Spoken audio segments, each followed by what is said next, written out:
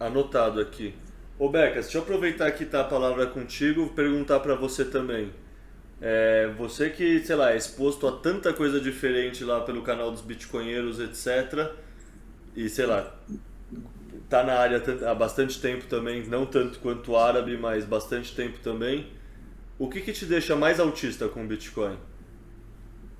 É assim, eu também, falando só da questão de primeiro Bitcoin ou primeira visão, né, que o Bitcoin traz do mundo, no meu caso foi primeira visão e depois Bitcoin, tá? Então, ou seja, eu sempre tive muita simpatia pela escola austríaca, em maior ou menor grau, então uma visão um pouco mais monetarista, ou seja, que o dinheiro deve ser uma coisa mais ou menos estática e não uma ferramenta dos Estados de fazerem as suas coisas, né? Deve ser tipo unidade de medida, praticamente. Eu sempre tive muito essa visão e Bitcoin é a materialização dessa visão. Ao longo da história, muitas vezes grandes impérios e reinados começaram com hard money. E aí o líder está precisando de um pouquinho mais, é para um esforço de guerra ou para qualquer coisa, e aí começa a dizer, não, mas pronto, esta moeda de ouro começa a ter ali um pouquinho de estanho à mistura, mas tem o meu carimbo, né? Tem o meu carimbo. E isso sempre aconteceu na história, né? É recorrente, ou seja, nós até podíamos pensar, mas se fosse perfeito, não era preciso Bitcoin. Nunca vai ser perfeito, porque o humano naturalmente vai ter a ambição de querer controlar. Então, Bitcoin, para mim, eu estou super bullish nesse aspecto, tem a vantagem de, para já, foi descoberto, não foi inventado, foi a escassez digital, só ocorre uma vez, e ele é uma escassez que não depende da mão humana, pela primeira vez na história da humanidade. Isso tem uma força, há aquela expressão, não é, que o dinheiro bom empurra para fora o dinheiro mau, né? O dinheiro ruim. Ele pelas suas características, não tem como não se impor, sim ou sim. E aí eu concordo com o resto do pessoal, mais ataque, menos ataque, nada vai mudar isso. Apenas eu quero é tomar o meu shopping em paz e tranquilo, mas com mais ou menos ataque, esta escassez digital é um conceito que uma vez descoberto já não dá para descobrir, não é? Então eu estou bullish porque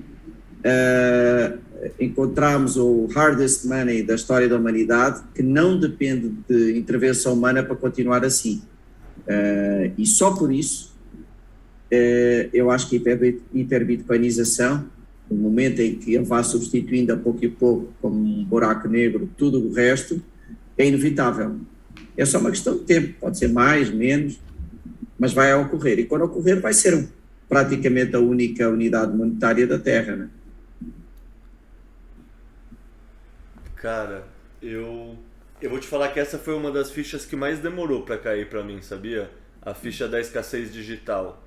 Tipo, eu entendia todo o resto e eu achava que o Bitcoin já tinha ganhado mais pela questão do efeito de rede.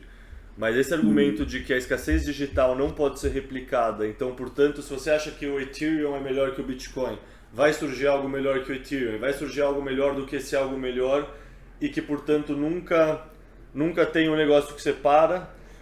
E aí que a escassez digital, no fundo, é isso, é uma descoberta única e irreplicável. Foi um conceito que demorou para fazer sentido na minha cabeça bem articulado, assim. Eu acho que esse é um dos conceitos mais sofisticados, assim. Ou não, né? Depende, sei lá, de como o cérebro da pessoa funciona, mas para mim foi um dos conceitos mais sofisticados mesmos, assim, de entender. E é fantástico, né? Essa questão de um conceito ser uma descoberta e não uma Uhum. invenção é uma coisa que eu gosto muito também, assim. É outra coisa que não soa óbvia e no primeiro momento parece até estranho, porque como assim? O Bitcoin é uma tecnologia, é claro que ele foi inventado, mas na verdade ele é a representação de um conceito e esse conceito foi descoberto, que nem é muito diferente, não sei, acho fantástico esse tipo de pensamento que não é tão simples, mas gera algumas epifanias de quando você já está no meio pro final da toca do coelho, assim, não no começo na superfície. Exatamente.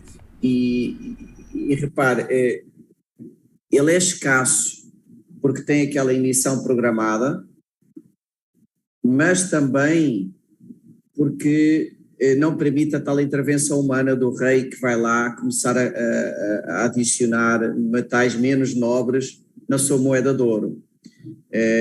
Não chega a ter a emissão programada, tem que ser emissão programada e ter o sistema de consenso por trás que o torne não manipulável. São os dois juntos, né? E os dois juntos dão uma resiliência tão grande que eu acho sim que vai engolir todo o resto.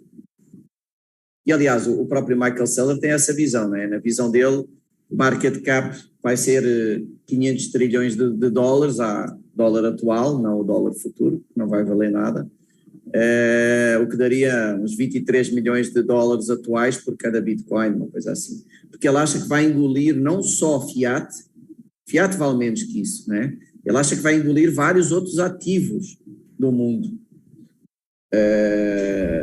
Por exemplo, sei lá, o imobiliário, quando você não usa como investimento e não para morar, talvez deixe de fazer sentido e faça mais sentido só ter Bitcoin, por exemplo, né? Então, há vários mercados que ele acha que vão ser engolidos, além da própria moeda.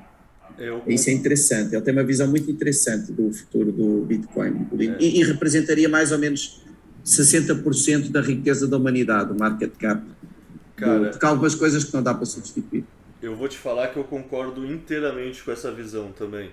Pensa a pessoa que investe no S&P 500, ela, ou no Ibovespa, qualquer índice, qualquer ETF. Essa pessoa ela está usando esse investimento como o quê? Ela acredita nas empresas que estão lá dentro e conhece a tese, o diretor e quer desenvolver e quer investir no desenvolvimento da empresa?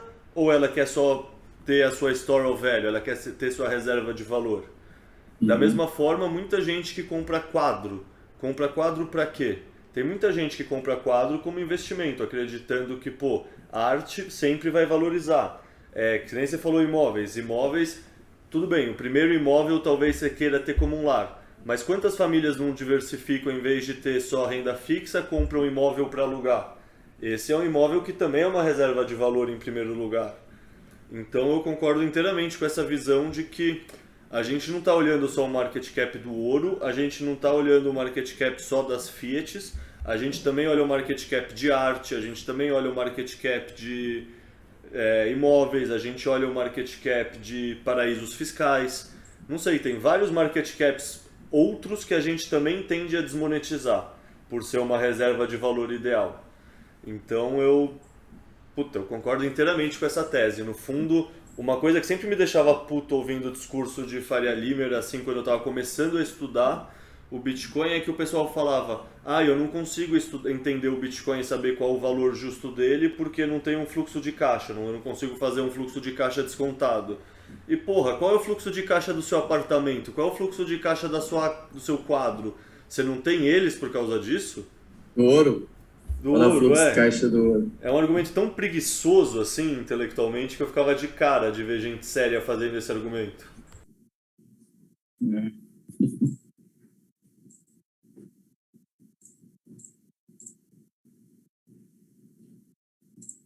E, cara, você conhecia a escola austríaca também antes de conhecer o Bitcoin, então? Sim. A minha visão política não mudou com o Bitcoin. Hein? A visão que eu tenho hoje era muito parecida com a que eu tive ao longo da minha vida. Houve coisas, claro, a pessoa sempre aprende, não é? Mas sempre fui um cara, sei lá, para o mercado, para a liberdade individual, naquela história dos quadrantes, não é? Eu estou sempre no quadrante livre mercado e anti-autoritário, não é? Por isso é que eu me dou tão bem com os libertários, estou bem pertinho deles, e sempre tive ao longo da minha vida, né? Sempre fui muito nesse posicionamento, e na parte mais económica eu gosto de responsabilidade, de política monetária, né? Que é uma característica da escola austríaca, e claro, isso foi evoluindo até ao limite de se considerar o dinheiro praticamente uma unidade de medida, como o metro e o segundo e por aí fora. Eu confesso que eu descobri que existia uma escola austríaca depois de descobrir o Bitcoin, assim, então para mim é uma toca do coelho junto com o libertarianismo, assim, sabe? São tocas que eu descobri ao mesmo tempo por conta do Bitcoin, assim, então, não sei, eu sempre acho isso interessante, como as pessoas chegam pro Bitcoin de caminhos tão diferentes e no fundo, sempre as pessoas que têm mais facilidade de entender o Bitcoin, e por isso que eu perguntei antes pro árabe do libertarianismo também, são sempre o pessoal que já conhecia a escola austríaca ou o pessoal que era libertário, assim, esse povo consegue entender a proposta de valor do Bitcoin muito antes do resto, né? O resto, eu vou comprar o Bitcoin agora, quando ele dobrar de valor, eu vendo o Bitcoin, coloco em fiat, ou coloco em FI e ganho o dividendo mensal, sabe? O resto tem uma cabeça muito... Eu, pelo menos, tinha, quando eu entrei no Bitcoin, essa cabeça de lucro em fiat e de, sabe, muito mais como um trade de longo prazo do que realmente ter uma parte filosófica por trás. E aí foi uma grata surpresa descobri que tinha uma parte filosófica por trás e melhor ainda que era uma parte filosófica que eu me identificava bastante, assim, foi ótimo, foi bem conveniente, na verdade, mas... Eu acho engraçado que é o seguinte, apesar de eu ter entrado logo de cara por alguns dos fundamentos, a virada de começar a ver da unidade de medida ser Bitcoin e não ser a conversão de Bitcoin em dólar, essa virada não é imediata. Né? Para mim foi uma das últimas, essa questão de contar em Bitcoin e não em dólar, porque querendo ou não os gastos do dia a dia são em dólar, né? Não são em Bitcoin, então é difícil essa conversão, mesmo quando você está, sei lá, em El Salvador, mesmo assim, lá o valor real está em dólar e a conversão é feita automaticamente para Bitcoin, mas o valor está lastreado no dólar ainda, a contabilidade, não... Mas no fundo tem aquele gráfico da curva em S que associa os momentos da adoção, né? Que o dinheiro começa como um colecionável, depois vira uma reserva de valor, para depois virar uma moeda, para depois virar uma unidade de conta. No fundo a gente ainda está nesse estágio dele virar uma reserva de valor, né? Ele ainda está sendo... É uma reserva de valor sendo monetizada. Tipo, isso é uma coisa que eu sempre vejo a discussão na comunidade... E sei lá se é porque eu cheguei depois, cheguei agora só, então não vejo algumas discussões que tiveram no passado. Mas pra mim essa história do Bitcoin ser moeda, não tem nenhuma dor associada com moeda, sabe? Tipo, o Pix funciona, assim, beleza, a gente quer uma coisa não centralizada, não etc, etc. Mas, pensando só do ponto de vista usuário médio que não conheceu nada, não caiu na toca do coelho, não tem nenhuma dor com a transação do dia a dia. Tem uma dor com o poder de preservação do seu capital ao longo do tempo, que é a inflação roubando o seu poder de compra. Isso é uma coisa que atrai tantas pessoas e que o Bitcoin já está pronto, mesmo se não existia Lightning, mesmo se não existia essa questão de troca no dia a dia, só por preservar o poder de compra do cidadão, do indivíduo, e ele não ser roubado pelo Estado, na minha opinião o Bitcoin já ganhou só com isso. Assim, mesmo se como moeda... aconteceu o cenário que o Saylor fala, que o dólar vai substituir um dólar sintético digital, usando a rede do Bitcoin provavelmente, usando a Lightning provavelmente, vai expulsar as outras fiats, para mim faz muito mais sentido o que vai acontecer, pelo menos no curto prazo. Sei lá, talvez daqui a 50 anos o Bitcoin consiga realmente expulsar o dólar. Mas assim, pensa, sei lá, por exemplo, moro em prédio. Se eu chegar pro porteiro aqui, ele nunca ouviu falar de Bitcoin. Ele não quer ter Bitcoin. Mas se você perguntar para ele se ele quer ter dólar ou real na carteira, ele vai achar do caralho ter dólar. Ele conhece o dólar, ele já ouviu falar bem, ele sabe que é mais confiável que o real. E... não sei, tipo, pensando assim, quando for tão fácil usar um aplicativo como a Bipa ou como o Nubank, já tiver o seu dólar sintético lá, seu... Tether tá lá em vez de estar o real e você consegue transacionar com ele, eu vejo argentinos, venezuelanos, brasileiros, turcos, todos esses países que têm moedas fiat mais fracas, buscando preservar seu valor em dólar digital, num primeiro momento. Não sei como vocês veem isso, mas isso é uma coisa que o Saylor falou e eu demorei muito para ver e concordar com ele, entender o que ele queria dizer e não achar que ele só estava sendo... não sei, sim, não é imparcial, não estava sendo... sei lá, estava protegendo o próprio interesse, assim, mas depois que ele explicou algumas vezes, eu escutei algumas vezes, fez sentido para mim isso, o quanto... Não sei, um nome já tem o branding para o cidadão médio. O Bitcoin ainda é uma tecnologia que não tem esse branding. Então, Acho que ele vai ganhar quando começar a estabilizar mais o seu valor, né? Quando ele atingir o market cap do ouro, ele vai ficar mais estável, vai variar muito menos, ah não, mas vai veja ficar bem, mais eu acho escasso. E só aí para as pessoas começam, a partir daí, elas começam a visualizar mais como uma reserva de valor, até mais confiável que o dólar para essas pessoas mais leigas, né? então, eu acho que o Bitcoin ganha mesmo enquanto a gente ainda. A gente não, mas o pessoal não bitcoinheiro maximalista ainda está usando o dólar. Porque, não sei, tomara que eu esteja errado e a gente realmente consiga usar o Bitcoin daqui a 3 anos para ir aqui no McDonald's da esquina e pagar na Lightning, assim. Mas essa é uma expectativa que eu não tenho, assim, sendo bem sincero. Eu olho muito mais para a camada base e quero ela estável, segura e preservando o meu poder de compra. E aí um Bitcoin igual a um Bitcoin e no fundo está sendo valorizado porque tem mais demanda de pessoas sentindo a necessidade porque percebe que o outro dinheiro, o dinheiro fiat, é um cubo de gelo derretendo, né? Então, para mim a Esse gente foi o ganha mundo, mesmo se não usando no dia a dia, é isso que eu quero dizer. com o mundo globalizado, talvez, com a perda do valor das moedas dos países emergentes, como o Brasil, Argentina, Turquia, surjam aí mecanismos para se usar o Bitcoin como colateral. E aí você usa indiretamente, mas diretamente é o Bitcoin que está ali por trás. Isso é bem provável que aconteça. Tem A umas gente vai ver. discussões. Desculpa, pode ir.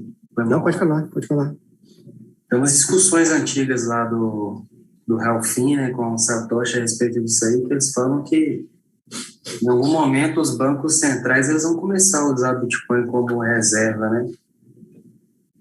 Ralph Finney fala lá, daqui 10 anos eu acho que isso vai acontecer. Eu acho que não está muito longe de acontecer isso mesmo, não, porque a gente já vê banco falando isso, de começar a aceitar o Bitcoin. Talvez o primeiro mais relevante seja o da Rússia. Se você começar a aceitar e começar a usar uma parcela pequena como reserva, só esse gesto já faz diferença. Teoria dos jogos, os outros vão ficar, poxa, ele vai sair na frente. Pois é, Vamos sair na frente dele. e aí quando eu fico vendo essas coisas acontecendo hoje, e os caras falando isso há 7 anos atrás, você fica assim, cara, esses caras eles devem era do futuro, não tem base, como que eles Não. No chat IRC, em 2011, se falava em US$ 1 milhão, mas no Bitcoin Talk lá se falava mais, acho que 10, 20 milhões, acho que falava em US$ 10 milhões já em 2009. Como disse o Fernando Ulrich, né? Tudo público. Se você for lá pesquisar, está lá escrito, está gravado. Eu interagi bastante com os textos do Satoshi Nakamoto Institute, né, que tem uns textos, sei lá, de 2013, 2014 que eu traduzi, e sempre me espantou isso aí, cara, como o pessoal via com clareza, sabe, uns textos curtos, sucintos e com a visão assim 100% descritiva do que está acontecendo hoje em dia, assim, é impressionante, assim, tipo, sei lá, do ataque especulativo, por exemplo. Eu imagino o pessoal lendo esse texto em 2014 achando que o Pierre Rochard era tipo um maluco. Aí, 8 anos depois, 7 anos depois, o negócio começa a acontecer de verdade, assim. E 8 anos, 7 anos depois no Bitcoin é muito tempo, né? Tipo, querendo ou não, uma semana já é bastante tempo, um mês já é bastante tempo, 7 anos é muito tempo. Então o poder de visão desses caras, assim, não sei, pra mim é de tirar o chapéu, assim mesmo. Os caras tinham uma visão muito à frente do seu tempo.